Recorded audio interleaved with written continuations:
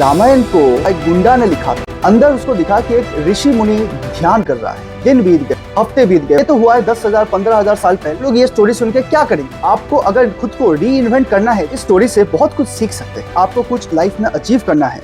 नमस्ते दोस्तों, आज से चालू हो रहा है हमारा रामायण का चैप्टर। रामायण के शुरू से लेके अंत तक डिस्कस करने वाले हैं। तो आइए बिना देरी के चालू करते हैं। अगर मैं आपको बोलूं कि रामायण को एक चोर, उचक्का, एक गुंडा ने लिखा था, क्या आप मुझे विश्वास करोगे? नहीं करोगे, राइट? कोई विश्वास नहीं करेगा। बट हकीकत यही है। हकीकत यह है कि रामायण को लिखने वाला एक चोर, गुंडा, उचक्का था। तो आइए जानते हैं रामायण का शुरुआत। तो बहुत सालों पहले एक गुंडा हुआ करता था जिसका नाम था रत्नाकर। तो वो एक दिन जंगल में घूम रहा था। तो ये सोच के घूम रहा था कि किसको मारा जाए, किसको लूटा जाए और किसको हानि पहुंचाया जाए। बट उस दिन उसको ये कुछ करने को मौका नहीं मिला, क्योंकि जब वो जंगल में गया, अंदर उसको दिखा कि एक ऋषि मुनि ध्यान कर रहा है।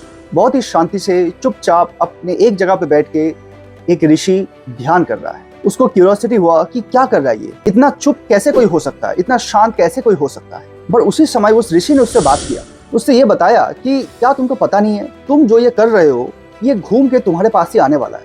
इसको कर्मा कहते हैं। बट रत्नाकर गुंडा जो था, उसको इससे कुछ फर्क नहीं पड़ा। उसने बोला कि ऐसा कुछ नहीं होता है, आप सिर्फ बेतुकी बातें कर रहे हो।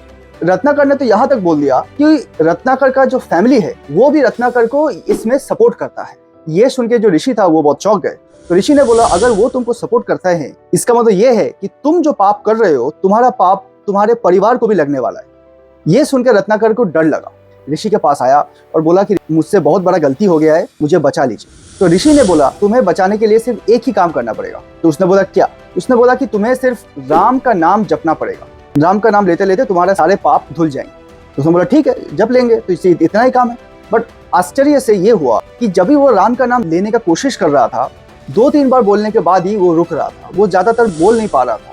और ये देख के ऋषि को ये एहसास हुआ कि क्योंकि ये गुंडा बहुत सारे नेगेटिव काम किया है, बुरे काम किया है, जो पॉजिटिव राम का नाम है वो उसके मुंह से निकल नहीं रहा है ठीक से। इसीलिए ऋषि ने उसको बोला कि तुम रामा मत बोलो, राम का नाम मत लो, तुम एक काम करो, तो मैं तुम्हें एक दूसरा वर्ड देता हूँ, तुम वो नाम जपो। ऋषि ने उसको वर्ड दिया जपने के लिए, वो था मारा। इंग्लिश में बोलूँ तो MARA, मारा। तो मारा मतलब क्या? किसी को मारना, राइट? मारा मतलब किसी को मारना, किसी को हानि पहुंचाना। क्योंकि वो गुंडा पूरा जिंदगी भर से वो किसी को मार रहा था, झगड़ रहा था, तो उसके लिए मारा वर्ड बोलना बहुत इजी था, बहुत ही आसान था। तो इसके चलते क्या हुआ, तो वो मारा मारा करके अपना जप चालू किया। और वो बहुत देर तक जो मारा शब्द है उसको जपता रहा, उसको बोलता रहा। जब बहुत टाइम बीत गया, मान लो 2-3 घंटा बीत गया नाम जपते जपते, तभी ऋषि ने उसको बोला कि अब मारा को चेंज कर दो रामा। तो मारा उल्टा करो तो होता है रामा। तो इसी तरह ऋषि ने एक गुंडे को राम का नाम लेने से प्रेरित किया। राम का नाम लेते लेते इतना लीन हो गया कि वो राम का नाम जपता ही गया। घंटे बीत गए, दिन बीत गए, हफ्ते बीत गए, और अब तक तो जो ऋषि था वो भी छोड़ के चला गया। और ये राम का नाम जपता ही गया, साल दर साल, एंड बहुत सालों तक ये गुंडा राम का नाम जपता रहा। अभी बहुत साल बाद एक दिन अचानक वो जो ऋषि था वो वहां से गुजर रहा था। जब वो वहां से गुजर रहा था तो उसको सुनाई दिया कि कोई तो राम का नाम बोल रहा है, कोई तो राम का नाम जप रहा है। तो उधर गया एंड देखा कि जिस बंदे को उसने बोला था राम नाम जपने के लिए, वो अभी भी राम नाम जप रहा है इतने सालों बाद। एंड सरप्राइजिंगली इनफ, आश्चर्य से, इतने दिन से वो एक जगह पे बैठा था, जिसके चलते उसके ऊपर चींटी का ढेर लगा था।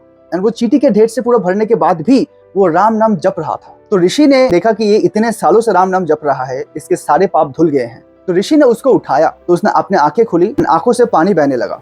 वो रो रहा था। क्यों रो रहा था? वो खुशी से रो रहा था। क्या खुशी था? खुशी ये था कि वो ध्यान में इतना लीन हो गया कि उसके सारे पाप धुल गए, वो एक नया इंसान बन गया। एंड इसीलिए ऋषि ने इस रत्नाकर गुंडे को एक नया नाम दिया। एंड वो नाम क्या था? नाम था वाल्मीकि। वाल्मीकि माने जो चींटियों के ढेर से पैदा हुआ हो, उसको बोलते हैं वाल्मीकि। तो इसी तरह वाल्मीकि ऋषि का जन्म हुआ। एंड वो आगे चल के वाल्मीकि ऋषि ने रामायण लिख डाला। अब वो कैसे रामायण लिखा, ये नेक्स्ट पार्ट में हम लोग बताएंगे। उम्मीद करता हूँ कि आपको ये काफी दिलचस्प लगा होगा, काफी इंटरेस्टिंग लगा होगा।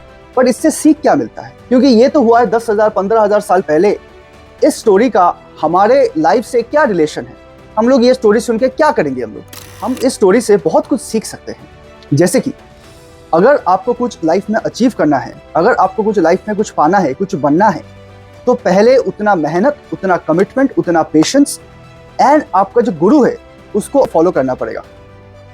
अगर आप ये नहीं करते हो तो आप लाइफ में आगे नहीं बढ़ोगे।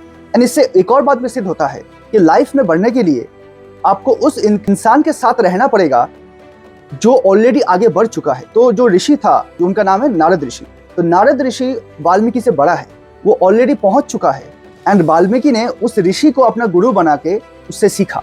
तो इससे हमें ये सीखने को मिलता है कि अगर हमें किसी से एडवाइस लेना है, किसी से कुछ जानना है, पहले चेक कीजिए कि क्या वो एडवाइस देने के लिए लायक है। फॉर एग्जाम्पल, अगर आप अपने करियर डिसीजन लेना चाहते हो, आप एक ऐसे बंदे को पूछ रहे हो जो अपने करियर में सक्सेसफुल है। अगर आप कुछ नया करना चाहते हो आपकी जिंदगी में, तो आपको ऐसे इंसान से एडवाइस लेना है जो अपने जिंदगी में कुछ नया किया है। जिसका करियर नहीं है वो आपको गलत एडवाइस देगा। आपको अगर खुद को री इन्वेंट करना है, जैसे रत्नाकर से वाल्मीकि हुआ है, तो उसी तरह आपको भी एक गाइड चाहिए जो आपको गाइड करेगा एंड वो गाइड को आपसे आगे होना पड़ेगा, तभी वो आपको गाइड कर पाएगा। तो इससे हमें ये सीख मिलता है सक्सेस के लिए पेशेंस, कमिटमेंट होना बहुत जरूरी है। एंड दूसरा कि लाइफ में सक्सेस के लिए कोच का होना बहुत जरूरी है, जो आपको कोच करेगा, जो गुरु आपको एडवाइस देगा, जो आपको डायरेक्शन देगा।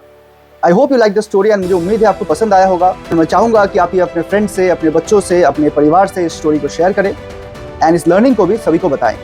तो फिर चलते हैं, आज का इतना ही। जय हिंद।